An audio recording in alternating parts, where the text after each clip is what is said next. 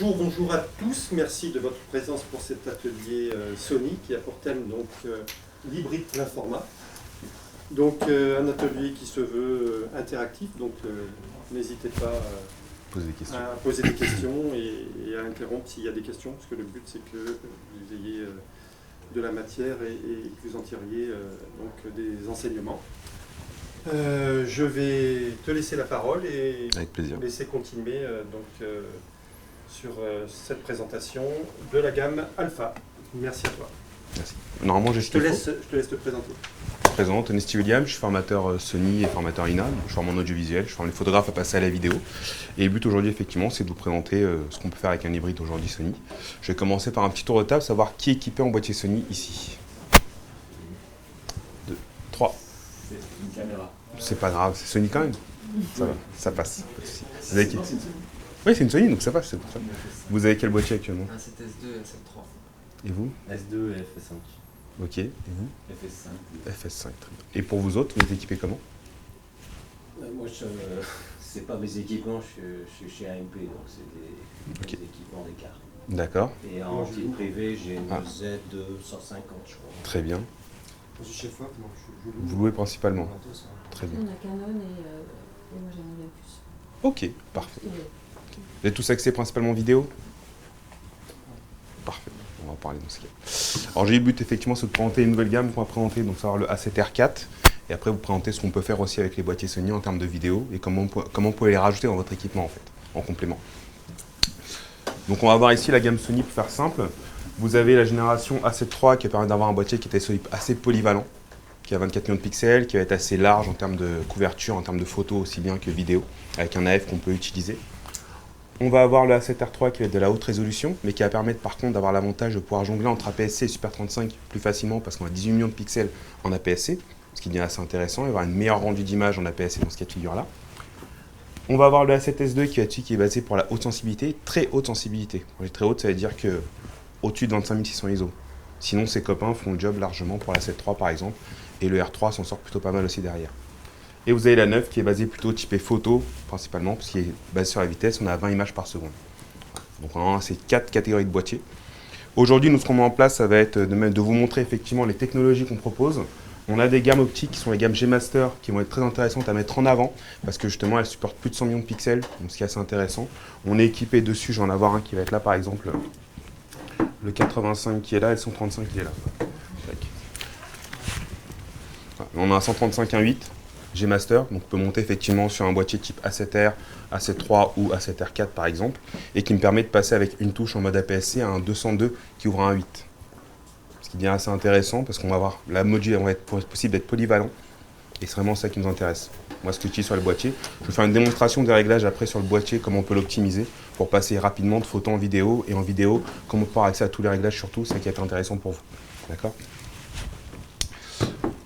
On va avoir aussi toute la partie donc gamme optique, on a les gammes G aussi, qui est la gamme juste en dessous qui va se présenter chez nous. On va avoir les G, en particulier le nouveau qui vient d'arriver pour les gammes APS-C, qui est donc le 1655 2.8 en G, qu'on peut remonter effectivement sur une FS5, c'est parfaitement adapté par exemple, alors celui-ci. Donc c'est une nouvelle gamme aussi qu'on a à ce niveau-là, qui sont dits aussi pour les intempéries, donc on peut prendre, on a un petit joint qui est rajouté sur ce optique-là, qui permet de l'utiliser même quand il pleut. Donc je dis pas d'aller en Antarctique avec, mais voilà, sous la pluie, il n'y a pas de souci, c'est fait pour. D'accord. Et nous allons avoir en gamme d'optique, on a aussi les gammes Zeiss que je vais avoir, j'en vais avoir un qui doit être dans le coin. Voilà.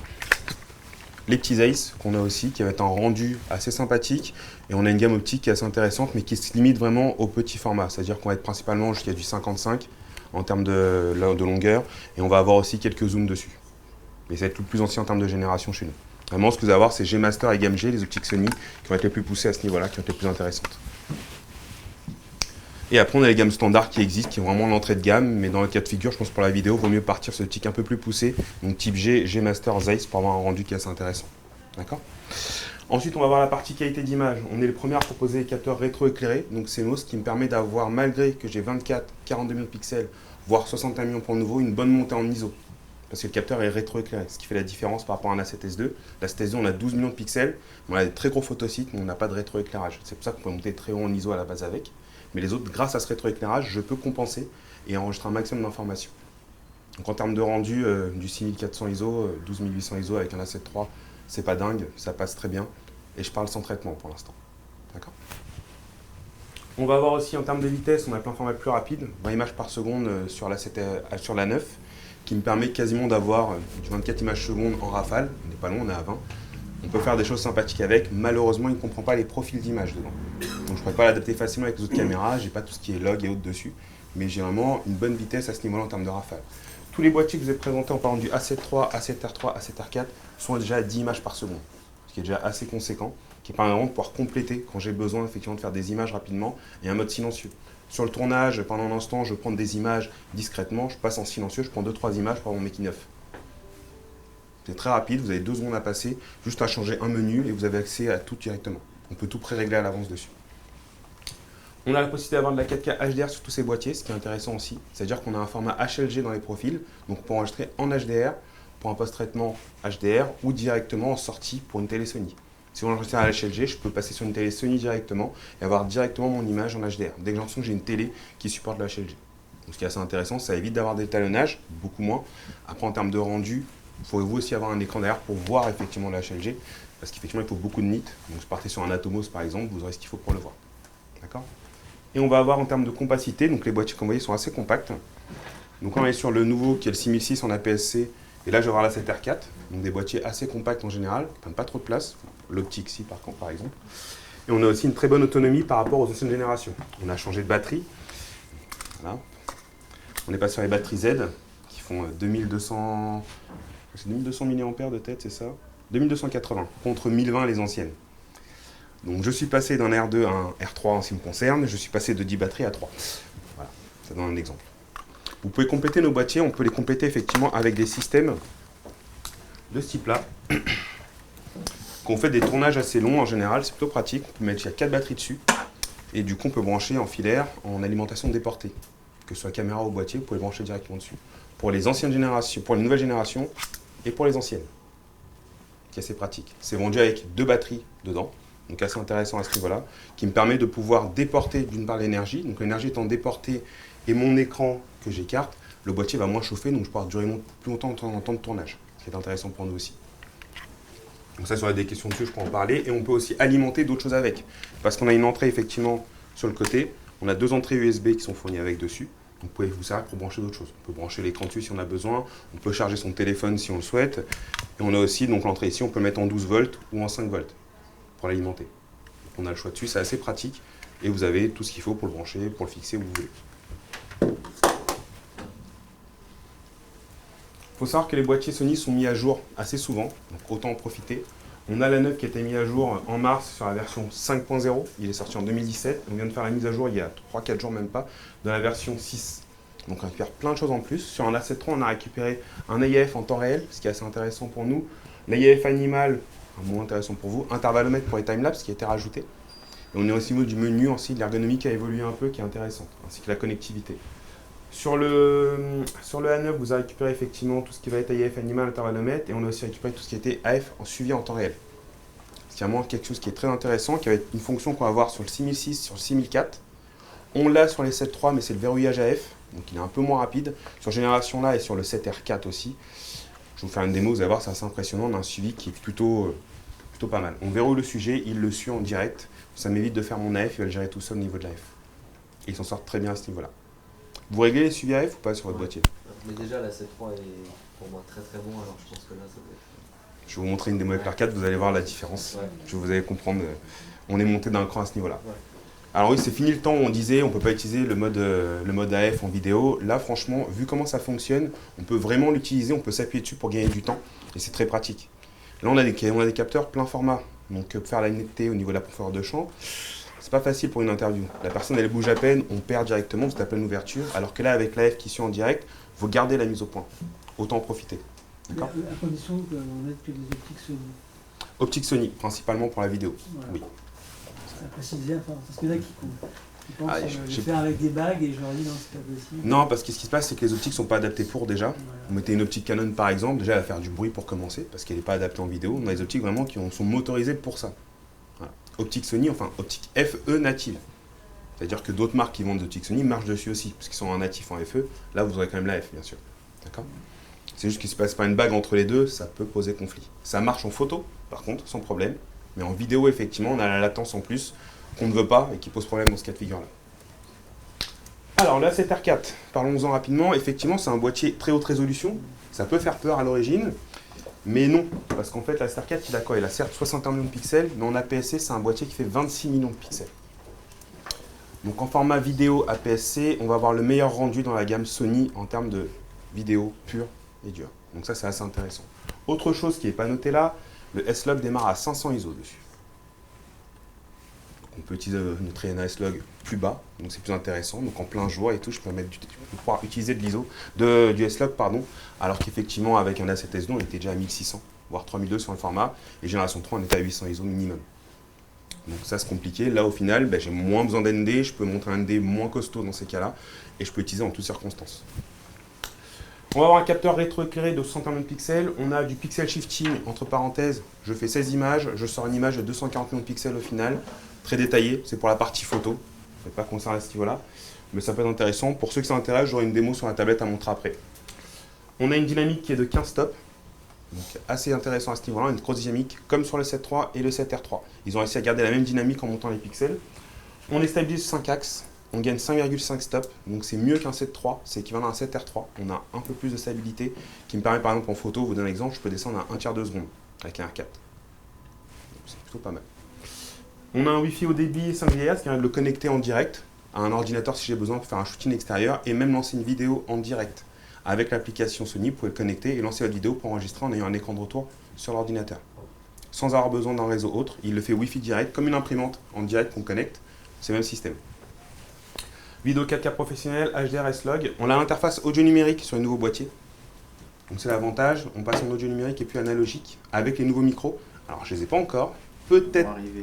Voilà, ils vont arriver, donc vous pourrez les avoir en exclusivité puisqu'on vient de les recevoir apparemment, donc ils arrivent du siège, on est parti les chercher.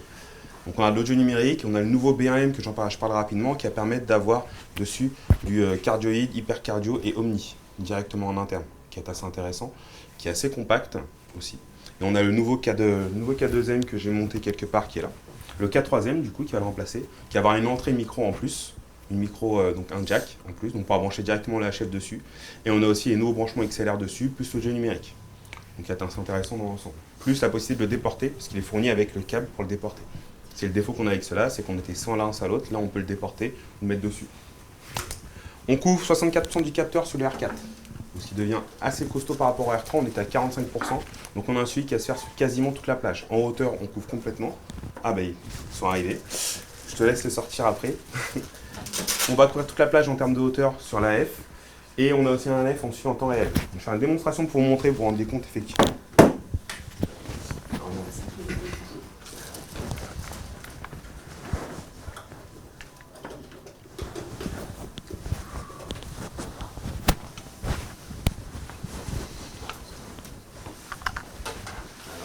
S'il veut bien. Qui veut, nickel. Donc, je vais mettre sur un mode vidéo ici. On va se mettre en large.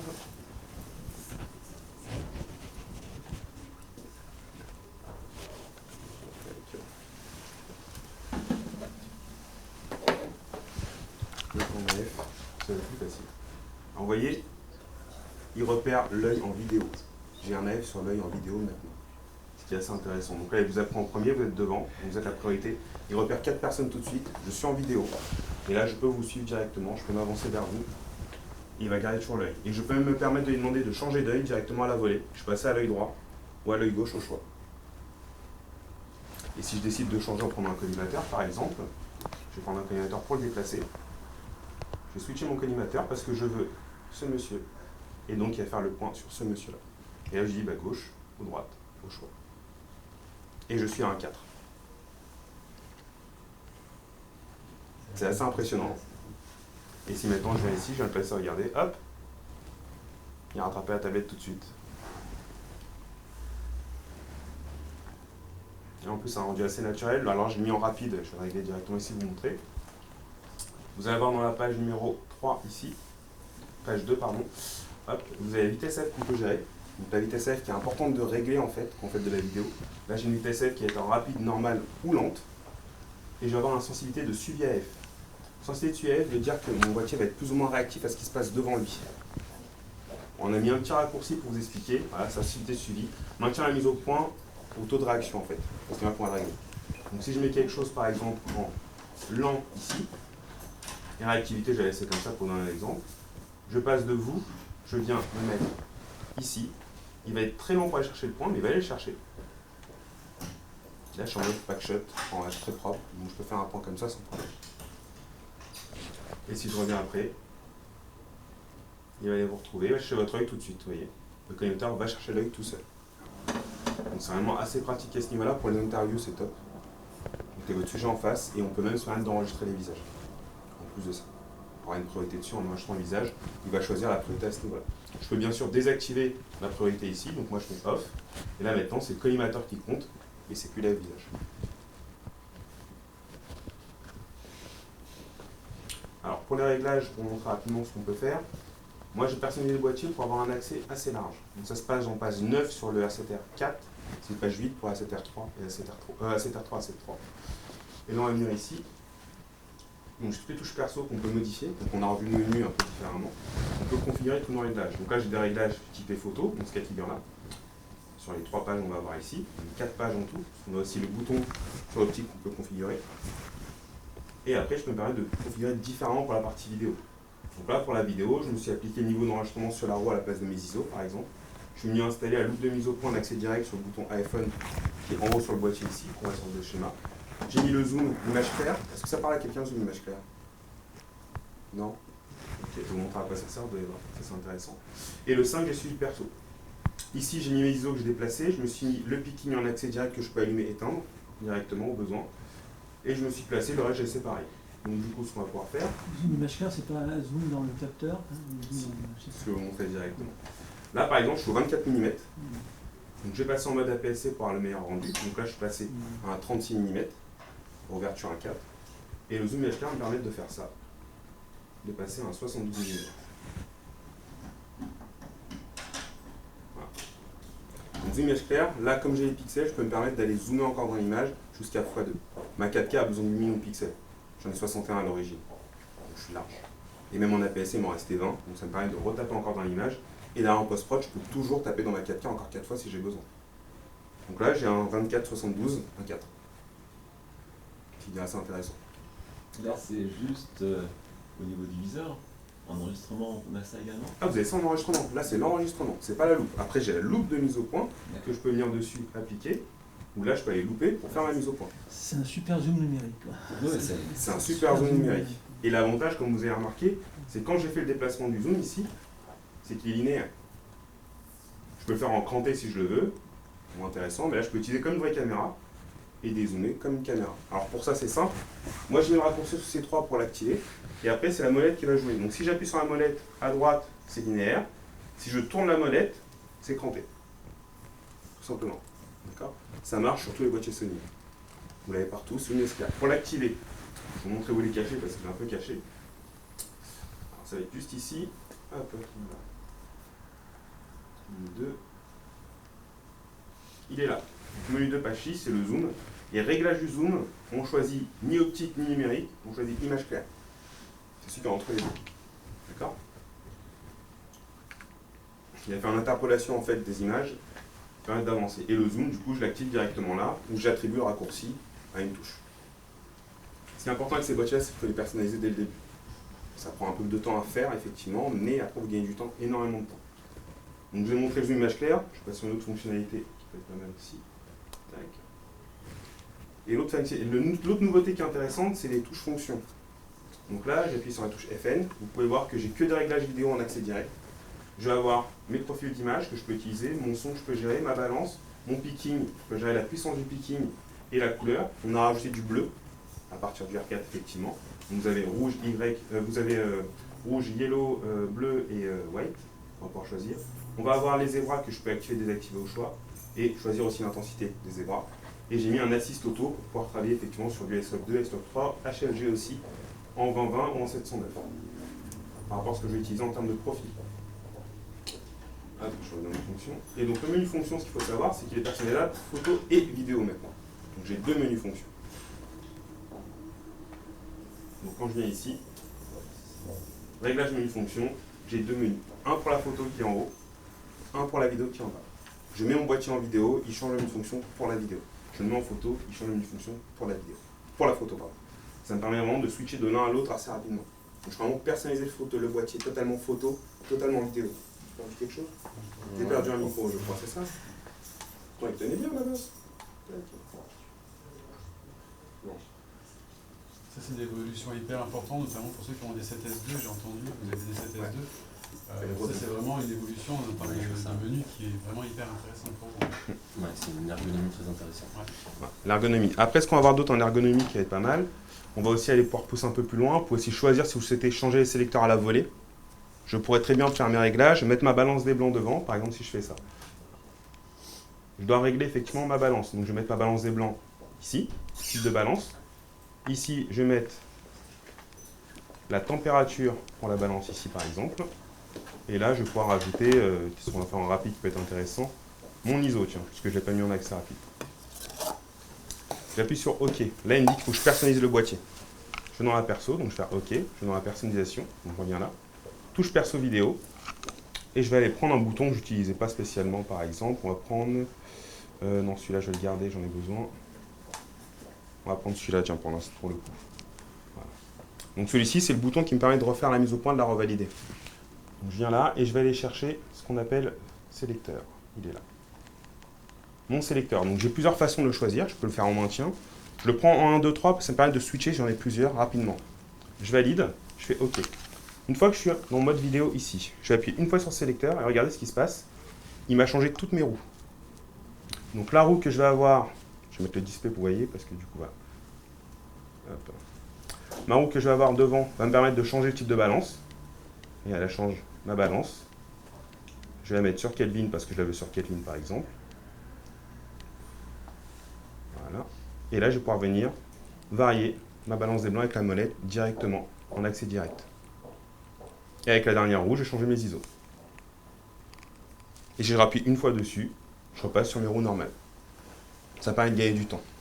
Je vais être plus rapide, j'ai tout en accès direct. En changeant avec un bouton, je peux changer mes 3 commandes pour avoir un accès réglage, on va dire, et un accès tournage. Tac, tac, en 2 secondes. On va avoir aussi, donc menu fonction sélecteur, j'ai expliqué, ça c'est intéressant. Après, on a une nouveauté qui est vraiment, je trouve, énorme pour le coup, qui va être juste là. On va avoir la nouveauté, on va quand même régler les menus. Donc moi, j'ai configuré les menus ici. Par rapport au S2, ceux qui ont du S2, on peut créer son propre menu. Donc je viens là, je viens dans ajouter un élément, et je choisis tout ce que je veux dans le menu. Donc je synthétise mon menu, comparé à ce que vous aviez avant. Sur S2, vous n'avez pas le choix, il fallait faire toutes les pages. Là, je vais le synthétiser. Je vais aller chercher, par exemple, enregistrement des visages. OK, j'installe dans la page que je souhaite. Et là, il est mis en place. Et moi, ce que j'ai fait, j'ai créé un menu donc typé vidéo, profil d'image en premier, les formats de fichiers, les réglages, la vitesse AF, comment je vais choisir. Ben là, je repasse en normal si je le veux. Sensibilité, réglage des marqueurs, steady shot, le zoom, verrouillage, contre smartphone. En fait, votez ce que vous voulez dedans. C'est le vote que vous créez. D'accord ? Une fois que vous avez fait ça, vous pouvez aussi lui attribuer une nouvelle fonction en plus. Affichage de mon menu. Je mets on. Donc quand je rentre dans menu maintenant, il va aller sur mon menu et plus sur le menu d'origine. Donc là, quand je vais rentrer dans menu, il va directement dans mon menu. Donc pareil, vous gagnez encore du temps. J'ai personnalisé et le menu, j'attribue, je veux que tu utilises mon menu en priorité et pas un autre. Je vais pouvoir, en allant un peu plus loin, donc le menu j'ai fait. Une fois que j'ai fait tout ça, ce qui est intéressant, j'ai déréglé complètement mon boîtier. Je vais pouvoir le reconfigurer à la volée. C'est-à-dire que ici, je peux soit le faire sur le boîtier directement et aller en page 7, sauvegarder, charger les réglages du boîtier. Je peux sauvegarder toute ma configuration telle qu'elle. Donc là, j'en ai pas dessus, donc je vais sauvegarder dessus, à nouveau.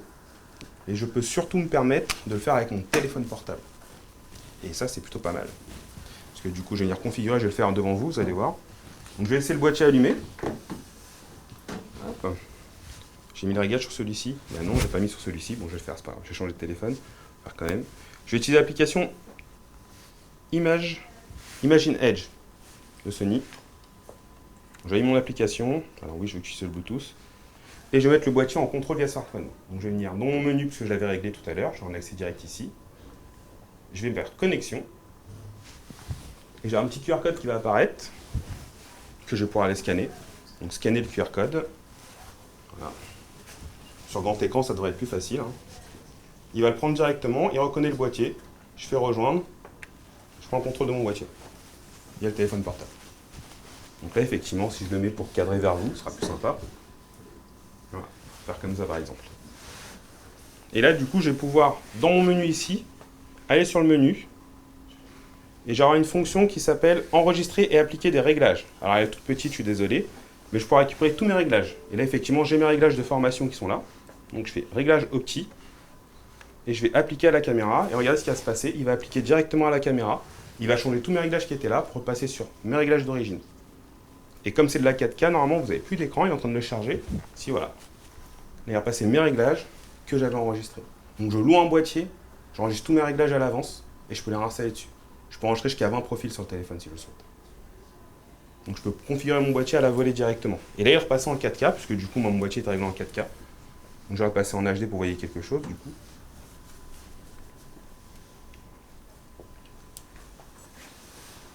Voilà. Donc ça, c'est quelque chose qui est très très intéressant, je trouve, pour moi. Et l'autre fonction qui est assez intéressante, c'est qu'on peut enfin renommer la vidéo. Il était temps. Donc de ce côté-là, je peux venir dans mon boîtier et je vais venir ici, dans les réglages. Et vous allez avoir un réglage support qui va être juste là. Voilà. Vous avez réglage support d'enregistrement d'une part, mais vous avez réglage fichier dossier. Vous avez aussi bien le petit logo qui est là qu'il faut prendre en compte. Ce logo veut dire fonction photo. Celui-ci veut dire fonction vidéo. Dans tout le boîtier, c'est comme ça. Donc là, je rentre dans réglage fichier vidéo. Et je peux garder mes numéros de fichiers en série, en continu cette fois-ci. Ils ne se renouvellent pas à chaque fois que je change de carte. Et je peux aussi donc réinitialiser si je le souhaite. Et je peux à droite régler le nom du titre. Je peux lui donner un nom spécifique. Seule subtilité, ça marche uniquement avec des cartes SDXC pour l'instant. Ça ne marche pas sur les HC. Et donc là, si je mets OK, quand je mets une XC dedans, il va enregistrer mon nom, il va me dire quel nom on utilise. Là, c'est une HC qui est à l'intérieur. Si je mets une XC, je vais changer le nom à ce moment-là, directement. Et il va garder la numérotation, par contre, qui est en continu. Ce qui permet, si j'ai plusieurs boîtiers, d'avoir des noms différents pour chaque boîtier et pas d'avoir les mêmes noms de fichiers. Ce qui est assez compliqué en post-prod à ce niveau-là. Pour réglage des supports aussi, vous avez l'info qui va être là. Réglage support ici, qui va me permettre de choisir où j'enregistre mes vidéos et mes films. Donc je peux faire le choix de séparer la photo, d'enregistrer en simultané la vidéo, ou de séparer l'un l'autre. C'est un moi qui décide à ce niveau-là, et je peux lui dire commuter enregistrant automatiquement le support. On l'avait déjà sur les autres, mais les gens ne le règlent jamais, donc je préfère vous le redire, parce que c'est quelque chose qu'on ne voit pas, parce que la traduction n'est pas des mieux. Donc le réglage support d'enregistrement. Mais j'ai un accès avec le petit bouton C4 sur le R4 en particulier. Quand j'appuie dessus, il me dit à quoi ça correspond. C'est clair pour tout le monde? Est-ce que vous avez des questions? Bon. Quand on dit que le pilotage se fait par téléphone, tu l'avais montré, oui. Et les réglages sont transférables. Bah regardez, je vous Est-ce qu'il y montre. a compatibilité entre différents... Non, c'est même boîtier, même mise à jour. D'accord. Donc c'est un boîtier qui est en version 1 et j'ai un boîtier en version 2. Forcément, je ne pourrais pas le faire. Parce que du coup, s'il y a des changements au niveau du menu, ça ne va pas correspondre. Et c'est un petit fichier texte en fait qui envoie des commandes directement. Donc ça va bloquer. Ça serait trop bien, mais non. Ils n'ont pas encore l'intercompatibilité au niveau de chaque boîtier. Par contre, ça transfère tous vos réglages ainsi que les réglages de profil d'image. Si j'ai fait mon profil d'image que j'ai préparé avec un étalonneur comme il fallait pour avoir toutes mes infos avec la saturation modifiée et autres, je récupère tout. Donc je n'ai pas besoin de les refaire à chaque fois. Donc c'est un gain de temps en fait en termes de production. Si je loue du matériel uniquement, dans votre cas de figure, vous faites tout vos profils avec le premier boîtier que vous louez. Après, quand vous arrivez, vous prenez les boîtiers, vous les installez. Vous pouvez installer 10 boîtiers d'affilée si vous le souhaitez, ça va très vite. Parce que les réglages sont intercompatibles entre boîtiers, même origine, même mise à jour. D'accord? Donc S7R4 version 1, je peux installer sur tout ma S7R4 version 1. C'est assez intéressant. Okay. C'est bon? Voilà, j'ai fait mon job. Du coup, Christophe va prendre la main. Est-ce qu'il y a des questions techniques ou je répondrai après, comme vous le souhaitez? Non? Bon, tout à l'heure alors. À toi l'honneur. Alors, bonjour à tous. Je vais vous présenter un petit peu ce que je fais et je vais aussi me présenter en même temps. Je vais mettre ça juste là.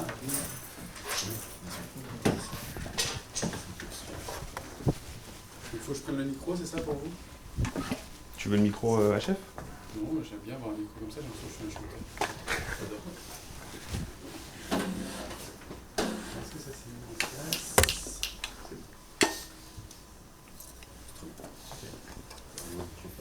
Bonjour à tous. Donc je me présente, je m'appelle Christophe Brachet, je suis photographe de plateau à la base, c'est mon métier de base. Je fais de plus en plus de vidéos et je réalise aussi des vidéos. Donc je fais pour les plateaux de cinéma de la photo de plateau et des making-of pour le cinéma essentiellement.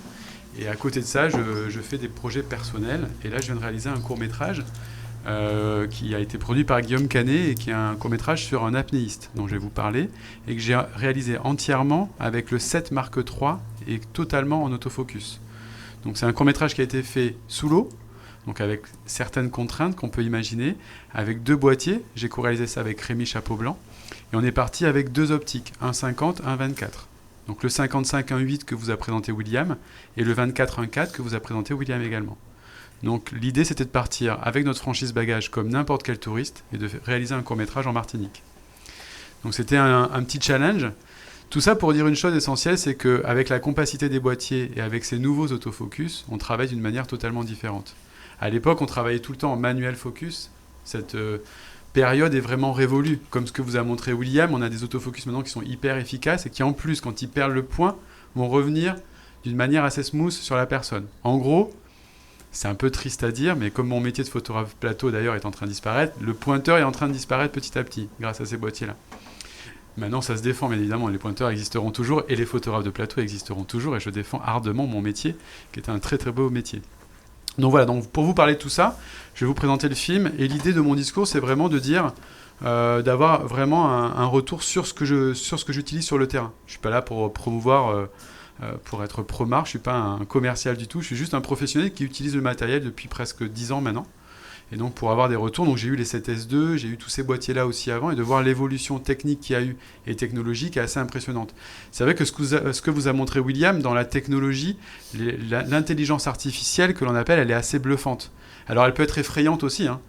Ce qu'on a vu en Chine récemment, c'est exactement ce qu'on utilise en photo, c'est-à-dire que c'est le logiciel qui arrive à traquer des gens dans une foule et à voir parfaitement un visage et à le traquer complètement. C'est exactement ce que vous a montré William. Donc ça peut être bien utilisé, comme ça peut être mal utilisé, puisqu'en Chine, quand ils ne traversent pas bien un passage piéton, ils n'ont plus le droit de prendre l'avion après, par exemple. Donc voilà, donc c'est vrai que cette intelligence artificielle, elle est quand même intéressante pour nous dans notre métier, très clairement, parce qu'elle va vous amener une manière de travailler totalement différente. Je sais que la dernière fois, mon monteur, ça l'énerve que je travaille en autofocus, par exemple. Il me dit, mais je comprends pas, tu travailles en AF continu, c'est chiant et tout. Et je dis, mais regarde mes rushs. Est-ce qu'il y a des choses qui vont pas dans mes rushs? Même quand il y a des pertes de points, c'est des choses qui sont exploitables, parce que ça va être joli. C'est des choses que du coup on a utilisées avec Rémi dans notre court-métrage d'ailleurs. De temps en temps, il y a eu des pertes de points, ça nous a amené des flous qui étaient intéressants, pour après une reprise de points sur des bulles par exemple sous l'eau, qui allaient nous intéresser nous, en tout cas en tant que réalisateur.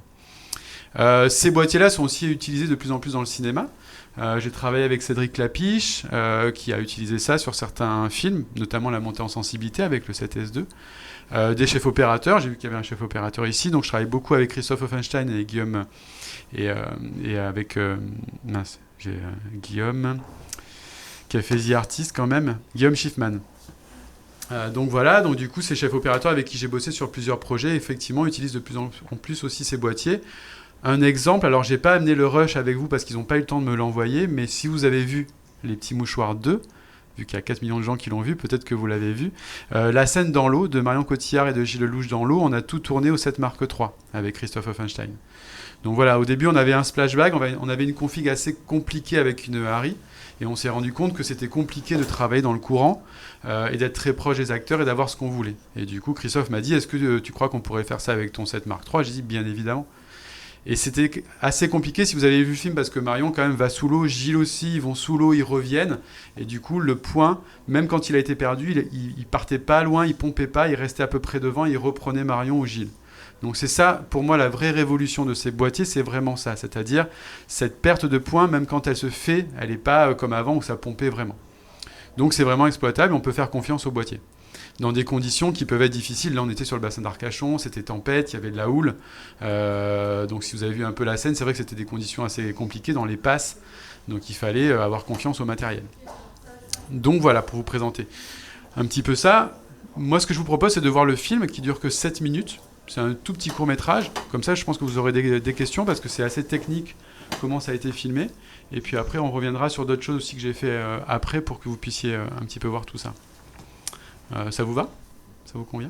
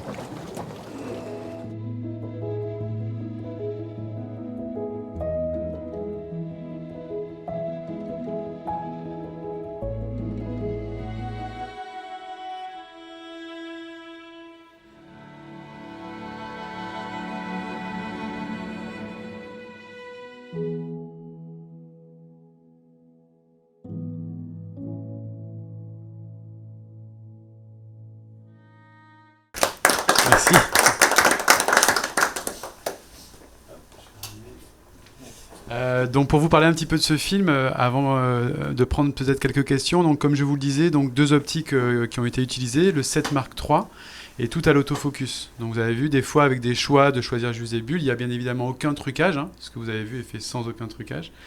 On n'avait pas les moyens d'avoir des trucages sur ce film-là, vu qu'on est parti qu'avec notre franchise bagage. On avait de l'éclairage bien évidemment parce que toute la première partie est dans une grotte, donc on a éclairé la grotte. Et l'idée de ce film, c'était vraiment de pouvoir dire, voilà, on travaille avec très peu de matériel, parce qu'on n'a pas les moyens d'emmener beaucoup de matériel en Martinique. Et on va essayer de jouer avec ce boîtier, de l'emmener un peu dans ses retranchements. Alors là, c'est le fichier pour Internet, donc c'est pas non plus, c'est quand même plus propre que ça. Mais effectivement, à certains moments, notamment sur la fin, on est sur une épave à 40 mètres, on voyait un peu la limite de la dynamique de l'image quand même. Mais globalement, on a été extrêmement satisfait avec Rémi du rendu final et de ce que ça peut nous apporter. Et surtout, ce que ça nous a apporté, c'est la compacité. Et c'est ce que défendent ces boîtiers-là. C'est vraiment, vous avez un boîtier qui est extrêmement compact. Et du coup, vous avez une configuration que vous pouvez amener qui est quand même assez simple. Dans la grotte, il n'y avait pas beaucoup d'espace. Dans l'épave, il n'y avait pas beaucoup d'épave. Il n'y avait pas beaucoup d'espace, pardon. Donc, on s'est retrouvé dans des configs où il fallait qu'on soit léger. Et c'est ce que ça nous a amené, en tout cas, ces boîtiers-là. Et surtout faire confiance à l'autofocus, effectivement, qui est extrêmement fort. Vous voyez, effectivement, quand il est sur le visage, comme vous l'a montré William, vous avez votre carré qui est sur le visage. Donc quand vous êtes en plus sous l'eau, en train de cadrer sous l'eau, ça vous rassure et vous savez que vous êtes parfaitement net. Tout a été tourné à pleine ouverture. C'est aussi ça avec ces boîtiers-là. Vous pouvez prendre ce risque de travailler tout le temps à pleine ouverture. Donc le 55, il était tout le temps à 1.8 et le 24 était tout le temps à 1.4. Donc vous pouvez prendre ces risques-là. Et là où il y a eu une vraie prouesse technologique, c'est pour ceux qui sont en 7S2. Enfin, moi qui ai connu le 7S2, ça n'a plus rien à voir, quoi. On est passé sur une autre tranche. C'est-à-dire que là, les ingénieurs Sony ont vraiment bossé sur cet autofocus qui était, moi qui ai connu aussi le Mark 1, les générations 1. Au début, quand je les ai eu entre les mains, c'était pas facile de travailler avec. Il fallait limite anticiper le boîtier, quoi. Là où il pouvait aller faire le point. C'est là où on voit en 3 générations, où Sony a mis d'ailleurs un petit peu tout le monde d'accord, et les ingénieurs ont énormément travaillé sur ça, et je trouve que ce qui m'a souvent amené d'ailleurs dans mon discours à dire, c'est un peu la mort des réflexes, et c'est pour ça que je pense que les hybrides, peu importe la marque, ont pris le marché, pour cette raison essentielle-là, c'est-à-dire qu'un réflexe va couvrir 45% du capteur, quand là on a des boîtiers qui couvrent 93% du capteur. Donc mon personnage peut aller où il veut sur le capteur, il sera toujours traqué. Alors si demain un réflexe arrive à sortir un capteur qui couvre 93% du capteur, tant mieux, mais pour l'instant c'est pas le cas. Et je pense que c'est pour ça, ou même en photo, dans mon métier de photographe plateau, c'est ça qui est aussi intéressant, c'est-à-dire que où que soit la personne, moi je ne travaille plus par exemple en AF ponctuel, comme travaillaient beaucoup de photographes avant, je travaille tout le temps en AF continu, avec l'AF sur l'œil. Donc sur tous mes portraits d'acteurs que je vais faire, c'est tout le temps l'AF sur l'œil. Et je sais qu'à pleine ouverture, au 85-1.8 que j'utilise beaucoup, et maintenant le 135-1.8, je me consacre qu'à une seule chose, c'est mon cadrage. Et c'est là où c'est assez révolutionnaire, et c'est là où les hybrides ont pris, je pense, le pas par rapport au réflexe. C'est ça, cette manière de travailler qui est beaucoup plus rapide, et qui, du coup, vous amène beaucoup plus, vous, de créativité. Parce que vous savez que votre boîtier, vous pouvez lui faire confiance. Là où, à l'époque, si vous vous en rappelez bien, on faisait le point, on se disait, oui, j'espère qu'il ne va pas trop bouger, surtout quand moi, je travaillais au 135-1.8, je me disais, aïe, il a bougé, il faut que je refasse un point, etc. Donc, c'est vrai. Et il y avait avec le collimateur central. Et j'ai récemment fait une séance photo avec une amie à moi qui est avec le 1DX. En plus, c'est une toute petite photographe avec son gros boîtier 1DX. C'est assez marrant. Et donc, je la voyais, on s'est fait un échange. Elle avait besoin de photos. Moi, j'avais besoin d'un portrait. J'ai dit, bah, si tu veux, je viens chez toi. Et puis, on se fait un portrait chacun. Et donc, elle a voulu utiliser son boîtier. Et je la voyais faire. Donc, poum, poum, poum, poum, poum, poum, comme on travaillait, effectivement. Et comme je travaillais avant. Et je lui ai dit, tu veux pas essayer juste mon boîtier? Et tu vas voir, essaye ce truc. Ça s'appelle Live sur l'œil. C'est révolutionnaire pour moi, et tu vas voir, tu vas juste te consacrer à ton cadrage. Alors déjà, elle a pris le boîtier en main, elle a dit « Ah là là, oui, effectivement ». Je dis « Oui, effectivement, c'est beaucoup plus léger ». Et surtout, elle s'est dit « Effectivement, je peux me concentrer que sur mon cadrage et pas être stressé quand la personne va bouger ». Le même stress qu'on a en vidéo, en fait. C'est-à-dire qu'en vidéo, on se dit à chaque fois, à pleine ouverture, « Ouh là là, est-ce que mon point va être bon ou pas ?» Et ce traquage, et maintenant qu'ils ont mis sur l'œil, c'est là où c'est assez remarquable. C'est ce qui manquait, je trouve, dans les générations d'avant, et c'est ce qu'ils ont mis avec cette nouvelle génération, c'est ce traquage sur l'œil qui est assez impressionnant. Donc du coup, ça vous tolère à vous des choses, vous pouvez être beaucoup plus créatif dans ce que vous allez faire en fait, et faire confiance au boîtier. C'est ça qui est, je trouve, pour moi, assez impressionnant. Est-ce que déjà, il y a des questions sur ce que je viens de dire? J'ai vu des gens, quand j'ai dit c'est la mort du réflexe, qui se sont offusqués, qui ont dit « Ouh là là, qu'est-ce qu'il dit ?» Tu l'as poussé à combien Les ISO? Oui, les ISO. On est monté à 6400 ISO. Quand on était dans l'épave, on était à 45 mètres, donc c'est quand même Bon, c'est assez profond quand même. On le voit, je ne sais pas si vous avez vu, sa cage thoracique, elle est complètement comprimée. Là, on était à 6400 ISO, au centième. Peut-être que je suis passé à côté. Le capteur, il est stabilisé. Oui. Oui, le capteur est stabilisé. sont stabilisés. À partir de la génération 2 chez Sony. Le capteur est stabilisé. C'est vrai que souvent, les gens me conseillent, par exemple, les vidéastes. J'ai souvent des vidéastes qui me disent, oui, le 7S chez Sony, c'est pour les vidéastes. Et j'ai tendance à dire, prenez plutôt le 7 Mark III, sauf si vous allez faire que des vidéos à 25 000 ISO. Mais c'est quand même assez rare. Au pire, louez-le si vous faites un truc à 25 000 ISO, mais le 7 Mark III aura beaucoup plus de dynamique, aura beaucoup plus d'avantages que le 7S2, qui est pour moi totalement à la ramasse, enfin, d'un point de vue autofocus. C'est vrai que l'autofocus, c'est la deuxième génération, était bien, hein, mais quand vous avez passé à cette troisième génération, vous dites, ah oui, d'accord, ok. Et enlever un stress, c'est-à-dire que là, sur les petits mouchoirs, il pouvait y avoir un stress. Guillaume, il était très stressé sur le bateau, c'était une scène qui était compliquée. Marion, elle est plutôt physique, mais Gilles, il n'est pas du tout sportif. On ne pouvait pas les laisser longtemps dans l'eau, on était dans des conditions qui sont difficiles, donc du coup, il me dit, ça va aller, parce qu'il m'a vu arriver avec mes petits boîtiers. Il disait à Offenstein, le chef-op, t'es sûr, ça va le faire, on met pas un splashback, on met pas la grosse caméra. Et Christophe, il savait, parce que j'ai déjà beaucoup travaillé avec Christophe, et du coup, il me dit, non, tu peux faire confiance, il n'y a aucun souci, t'inquiète pas, on peut faire confiance à ce boîtier-là, et ça se mixera très bien avec la Harry derrière, il n'y a aucun souci, vous pouvez mixer une caméra Harry avec ces pleins formats-là, ça match à l'écran, en tout cas, ça match très très bien. J'ai fait d'autres choses, une série qui sortira bientôt aussi, on a eu beaucoup de plans dans l'eau, et on a tout fait effectivement avec ces boîtiers-là. Donc ça vous amène ça, en fait. Je trouve que ça vous amène une créativité. Excusez-moi, vous parlez de boîtiers dans l'eau, les boîtiers, les caissons étanches. Alors moi, j'ai travaillé avec les caissons Ecolite. Ouais, j'ai travaillé avec des Ecolite qui sont des milieux de gamme et que je trouve très bien. C'est-à-dire qu'on ne se ruine pas forcément dans le caisson. C'est un caisson à 2000 €. Il y a d'autres marques, bien évidemment, qui sont un peu plus chères et qui sont très bien. Il y a Nauticam aussi qui est très bien. Enfin, maintenant, vous avez vraiment des caissons qui sortent pour tous les boîtiers. Alors moi, je suis en train de revendre du coup mes caissons du 7 Mark III parce que je vais passer au Mark IV. Parce que c'est des petits changements qu'il y a eu sur le boîtier, mais qui changent tout sur un caisson, hein. On est au millimètre près. Donc du coup, vu que le boîtier est un peu plus grand, effectivement, je pense que la 4e génération, on arrive à quelque chose qui est très mature, sur plein de points de vue. Le viseur, qu'ils ont vraiment amélioré, pour moi, là aussi ça a été un long débat. Beaucoup de gens m'ont dit oui, les viseurs électroniques c'est pas au point. Oui, c'était pas au point il y a 9 ans quand ça a commencé. Depuis la 2e génération, depuis le Mark II, je trouve qu'on avait des viseurs qui étaient de très bonne qualité. Le Mark III également. Et là, quand vous allez mettre l'œil dans le viseur du Mark IV, c'est absolument fabuleux. On se rapproche effectivement du même viseur qu'il y avait chez Leica avec le SL. Et le Leica SL qui a dû sortir, je crois, il y a 4 ans. Moi à l'époque, quand les gens étaient très sceptiques encore il y a 4 ans, je leur disais, chez Sony, je leur disais, allez mettre l'œil dans le Leica et vous allez voir, c'est l'avenir en fait. De toute façon, l'avenir, ça sera l'hybride, ça sera pas le réflexe, de toute façon. Je suis désolé de vous le dire, comme à l'époque de l'argentique, où Kodak se disait non, ça marchera pas, les numériques. Bon, je pense qu'on en est un peu à ce niveau-là actuellement, on est dans une autre ère en fait, et il faut pas avoir quelque chose de négatif, le réflexe existera bien évidemment toujours. Je pense que ça sera pour une certaine niche, mais les hybrides nous montrent technologiquement qu'ils sont largement au-dessus et ils ont une capacité à avoir une facilité dans votre travail qui sera largement supérieure. C'est-à-dire que, par exemple, un truc tout bête, mais le viseur électronique, parce que je disais souvent pour des photographes vidéastes, je dis vous avez vraiment une caméra en fait. Alors qu'avant, quand vous devriez quadriller avec un 5D, par exemple, à l'époque où moi j'utilisais un 5D, et vous étiez avec votre écran derrière, à la montagne, en plein soleil, c'était compliqué. Il fallait s'immerger dedans. Là, vous avez vraiment une caméra, vous vous immergez à l'intérieur. Que vous soyez photographe ou vidéaste, moi souvent sur les plateaux, encore hier, on me l'a encore dit hier sur le plateau de tournage, je regarde mes photos dans le viseur, par exemple, que j'ai faites. Donc je suis comme ça, et je défile mes photos, et les gens disent mais tu photographies quoi, le sol, tes pieds, t'es fétichiste, qu'est-ce qui se passe?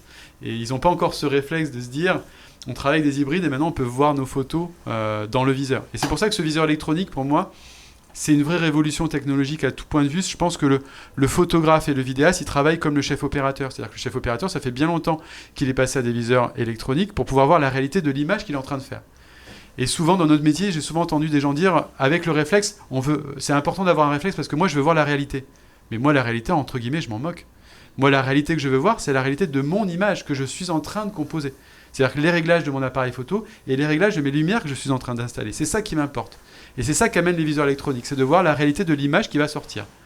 Et c'est pour ça qu'on est aussi plus créatif et qu'on est beaucoup plus... ça va plus vite que ce qu'on avait avant, en fait, clairement. Enfin, moi, je trouve que je suis beaucoup plus rapide avec ces boîtiers-là, en tant que photographe et en tant que vidéaste.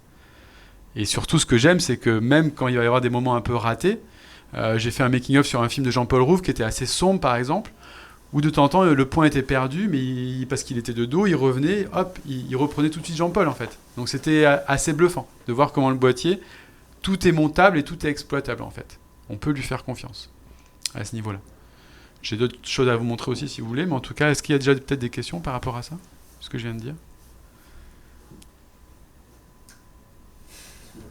Non.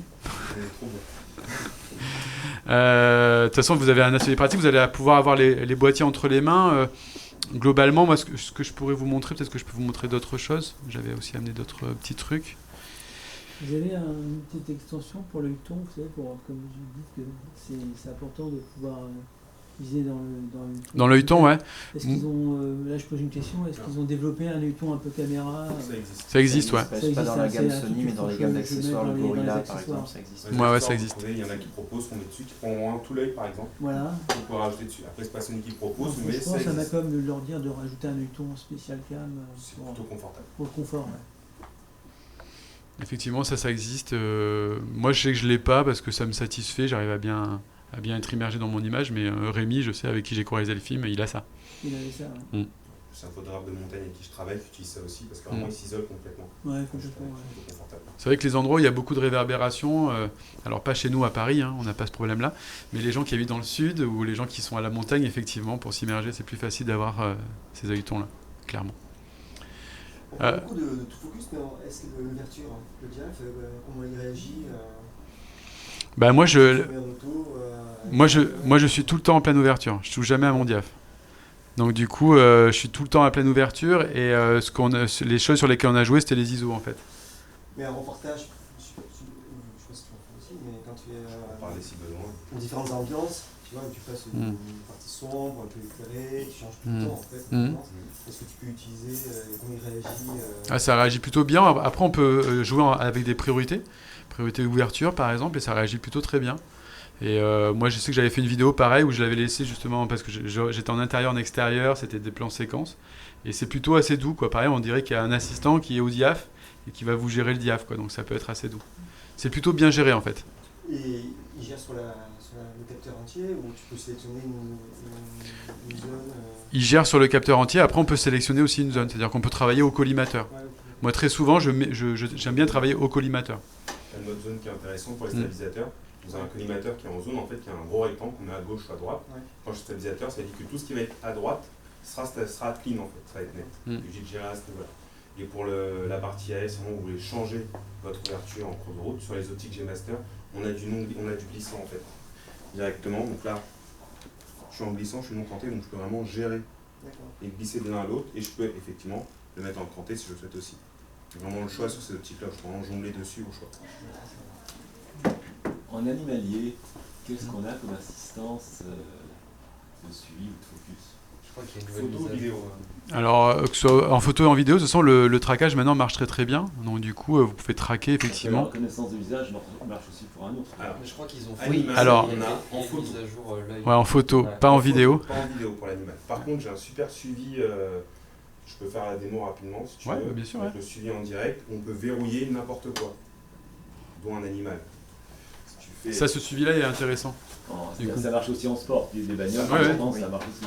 Sony avait fait une démo avec une Formule 1. Et du coup, il traquait la Formule 1 à une vitesse. Et en photo aussi, moi qui fais les deux. En photo, c'est assez impressionnant, quoi. C'est-à-dire qu'avec l'Alpha 9, où en plus vous êtes à 20 images secondes, moi je me suis retrouvé à faire une photo. Je ne sais pas si vous avez vu ce film, Le Retour du héros.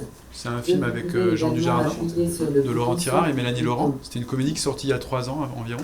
Et c'était une comédie où Jean était à cheval, beaucoup. Et il montait un cheval qui avait un arrondi particulier au niveau des pattes, en fait. Et donc le dresseur m'avait dit, si tu peux capturer le moment, mais ça va être super compliqué, où il a la patte vraiment comme ça. Et je me suis dit, dans ma tête, il n'y a aucun souci, en fait. C'est-à-dire qu'en plus, c'était la première fois où Sony m'avait donné un Alpha 9. Et c'est la première fois que j'utilisais le 20 images secondes. En gros, j'ai rempli une carte en 2 heures. Et donc, je me suis mis à 20 images secondes, 85 mm, 1.8, pleine ouverture. Il a traqué Jean tout le long où il était au galop. Et quand il est passé devant moi au 85-1.8, j'ai eu le moment parfait avec la patte et j'ai pu choisir la photo parfaite. Donc c'est là où on voit la puissance de ces capteurs-là, c'est-à-dire que ce qu'on disait tout à l'heure comparé à un DX où on est à 12 images secondes, là on est à 20 images secondes, sans rolling shutter en mode silencieux en plus, et pas de blackout dans le viseur. Donc vous avez plein de spécificités techniques qui font que ces nouveaux boîtiers hybrides, ils ont supplanté d'autres boîtiers où avant on était en sport, on était avec ces boîtiers là effectivement à 12 images secondes, c'est-à-dire que là, à 20 images secondes, vous ne ratez plus votre image, en gros. Après il faut penser à une chose, c'est votre dérush. Mais au moins vous êtes sûr d'avoir la photo parfaite, quoi. Et c'est vrai que c'est là où c'est assez bluffant. Alors je vous montre en direct, donc là je vais prendre mon doigt, je vais venir appuyer sur l'écran, ici par exemple, je vais loquer l'optique, et je peux me déplacer, et il fait le suivi en direct. Je passe le rectangle. Après je peux faire la démo en photo, je sais comment faire. Je vais te le faire en photo en grand écran si c'est plus simple. Donc ça marche en vidéo en photo, pour que vous voyez bien, je vais faire en mode photo, je vais me brancher directement. J'ai mis un raccourci pour l'activer. En vidéo, il peut tourner combien de temps avant de s'arrêter? Je crois que c'est 30 minutes. Voilà. Alors le 7R4 n'a plus de limite de durée. Sur le 7R4, il n'y a plus de limite, il n'y a plus les 30 minutes. S'il est en batterie extérieure? S'il est en Manuel. batterie extérieure, après c'est sûr que ça va être la durée de la de batterie, la carte. la capacité de la carte, la durée de charge de batterie. Mais je pensais qu'on l'avait déjà à partir du CTS2. Il y avait une application Alors, sur le S2. En fait, vous pouviez aussi, si vous faisiez sortir le signal par la sortie HDMI, Oui, vous n'aviez pas de limite de durée. Mais en interne, on était limité jusque-là à 30 minutes. C'est plus le cas sur le 7R4. D'accord. Alors, le fameux suivi qu'on vous parle tout à l'heure, donc là par exemple, j'ai ma visée directement, je prends mon collimateur pour l'activer, parce que là, je vais faire une démonstration avec. Voilà. Donc je viens là sur mon sujet, et je vais appuyer ici, et ça va donner ce type de suivi là. Je suis en AFS bien sûr. Non, AFS, c'est mon boîtier, lui. C'est celui-là que tu sais que c'est. Voilà. Et là, vous voyez, effectivement, je peux aller où je veux. Je vais shooter, je vais choper trop longtemps. Hop. Et en tactile, ça va être ça. Je vais appuyer, il va faire ce petit rectangle. Il va suivre mon sujet, peu importe où je vais. Je vais aller tout en haut quasiment. Sur le côté, je peux aller quasiment au bord. Excusez-moi, je déclenche sans faire exprès, tellement c'est lourd. Et là, je peux aller de l'autre côté complètement. Donc, je peux vraiment choisir ce que je veux et verrouiller sur ce que je veux. Au lieu de prendre les visages. Et j'ai ça en vidéo. Ce qui est assez impressionnant. Ouais, c'est 93% du capteur qui est couvert en fait. Et là, 74. C'est là. Ah oui, là c'est le R4. Et là, vous pouvez trouver vraiment. Il peut reprendre, c'est-à-dire que j'ai un sujet qui est ici, par exemple, que je verrouille. Je retire le côté visage pour pas qu'on ait un dedans. Je verrouille mon sujet ici. Je quitte. Je pars. Je reviens. Et il la reprend pas comme par hasard. C'est pas drôle. Après, il reprend directement. Donc, en tâche, vous appuyez en tactile, il verrouille le sujet et il le suit en permanence. Peu importe le sujet. Ça, c'est dû effectivement au fait qu'on a du contraste et de la phase, on a les deux en même temps qu'on peut gérer. On a 567 collimateurs en phase et 425 en contraste. Et ça se retrouve sur les autres caméras, c'est nous aussi. Alors, là, on parle sur les AF, à part la toute nouvelle, je crois que c'est la FX9, je crois. Mais sur les Non, autres. alors sur les Alpha 7, ils ont des nombres de collimateurs qui peuvent être différents, des couvertures qui peuvent être différentes. Les A7 III Alpha 9. Il parlait des caméras du coup. Ah, sur les caméras. FS5 par exemple. Il parlait des caméras, c'est ça que j'ai pas pardon, rebondi. excuse-moi. Non, mais sur les caméras, je ne saurais pas vous dire. Je crois qu'il y a FX9 soi-disant qu'il y a quelque chose, mais je ne l'ai pas eu en main, donc j'en parlerai pas en Pareil, détail. D'accord. De toute façon, je pense qu'il y aura une fin d'année un petit peu chargée pour Sony. On verra. Ouais. Ça a bien repris depuis Ouais. le printemps dernier, Avec, avec ouais. le 6400, le 6600. Merci, au revoir. Le 7R4. Les optiques, les 105, 600 mm, 200-600. Donc on est sur une... Voilà, on a été un peu calme pendant une année, mais là c'est vrai que depuis le printemps dernier, ça fleurit, la floraison est belle. Je pense que Sony a laissé venir aussi la concurrence, vu que la concurrence s'est enfin dit on va passer à l'hybride. Ils ont mis du temps, mais ils se sont dit en fait c'est peut-être ça l'avenir de la photographie, donc ils s'y sont mis. Et je pense que pour pouvoir développer des produits, on l'a vu avec le 7R4, voilà, on s'attendait à tout sauf à ça en fait quand il est sorti. Et ce fameux 7S3 dont on a beaucoup parlé, je pense qu'il le retarde aussi parce que je pense qu'ils ont envie de sortir quelque chose pour mettre tout le monde d'accord. Donc je pense qu'il faut être patient et il y aura sûrement des actualités d'ici fin d'année ou début d'année prochaine à mon avis. Sony est un acteur, vous le voyez depuis ces dernières années, ils ont bousculé beaucoup de choses dans la photographie. À une époque où moi, c'était 2013 je crois, le A7, ouais c'est ça. 2013 où quand c'est sorti, moi je me rappelle très bien avec Edouard, quand j'ai eu les premiers modèles en main, personne n'y croyait, quoi. Même moi, sur les gens qui essayaient, ils disaient ah non, on l'avait pas bien en main, la poignée était toute petite, l'ergonomie était très très particulière, mais moi ça m'a séduit en fait, le discours était assez séduisant dès le début, je trouvais. Et je me suis dit, les ingénieurs, ils vont tellement travailler dessus qu'on sortira quelque chose. Et c'est vrai que en l'espace de 7 ans, ils ont mis un petit peu quand même tout le monde d'accord en disant voilà, ça c'est une autre manière de travailler et il faut y passer, quoi. Enfin, je trouve que moi, depuis que j'y suis passé, je suis plus productif. Aussi bien en vidéo que en photo, en fait. Les deux, ça m'a amené plus de créativité, du coup. Et c'est ça m'a amené tellement de choses en plus par rapport à avant. Photographe de plateau, j'en parle pas parce qu'avant j'avais un blimp. Donc là, j'ai enlevé le blimp et je travaille en total silence en photo. Donc ça m'a amené que des choses positives. Donc ces boîtiers-là, pour moi, sont très novateurs. Et Sony sont très dynamiques. Donc vous inquiétez pas sur le 7S3 parce que je sais que moi, on me pose souvent la question. Les gens se disent, vu que je suis ambassadeur Sony, je dois savoir tout. Comme les gens ici, je ne sais rien. On ne sait rien, c'est des gros secrets industriels. Mais une chose est sûre, ils veulent taper un grand coup, je pense. Donc vu que Pana est arrivé avec des très, très bons produits, je pense qu'ils veulent mettre un petit peu tout le monde d'accord. Donc c'est plutôt bien que les ingénieurs retardent un produit. Parce que moi, je sais que j'ai des gens qui ont été déçus et qui disent oui, mais je vais aller du coup chez Pana, tout ça. Moi, je suis plus pour être patient et de temps en temps avoir un produit qui va sortir vraiment quelque chose d'extraordinaire. Et je pense que jusqu'à présent, Sony est plutôt pas du tout décevant. Enfin, moi, je vois toutes ces années, je suis très content d'être chez eux parce que les produits sont super, quoi. Et j'ai rien à redire, quoi. Et les gens avec qui j'ai bossé, Clapiche, par exemple, il était chez Canon. Je lui ai fait tester, à l'époque, c'était le 7S2. Il a tout de suite aimé, quoi. Offenstein, pareil, il avait un Canon, un 5D. Bon, il a acheté un Sony. Bref, Schiffman, pareil. Donc, ça a été des gens qui ont connu, effectivement, comme nous tous, certains boîtiers avec lesquels on travaillait. Et qui, quand ils les ont testés, qu'ils les ont eu en main, ils se sont dit, voilà, on a quelque chose, on a un produit qui est vraiment atypique et qui a quelque chose de novateur et qu'on a envie d'essayer, quoi. Et pour l'avoir essayé sur des films, ça marche super bien. Ça se mixe très très bien, quoi. Donc voilà ce que je peux vous dire. Je ne sais pas si vous avez des questions, si j'étais assez clair. Ça peut être aussi intéressant d'échanger autour des boîtiers. Ouais, maintenant vous pouvez les prendre en main. Vous vous rendez compte aussi par vous-même de l'ergonomie de tout ce qu'on vous a dit. Prenez-les en main et vous allez voir aussi la différence sur la 4e génération, qui est assez bluffante. C'est des petites choses, mais un truc tout bête. Moi, pour vous montrer, sur ma main, en fait, j'ai une boule ici, juste là. Je sais pas si vous la voyez, on voit vraiment, j'ai un truc. Et ça, c'est lié au fait que je choque sur le boîtier, mon doigt vient choquer l'optique, en fait.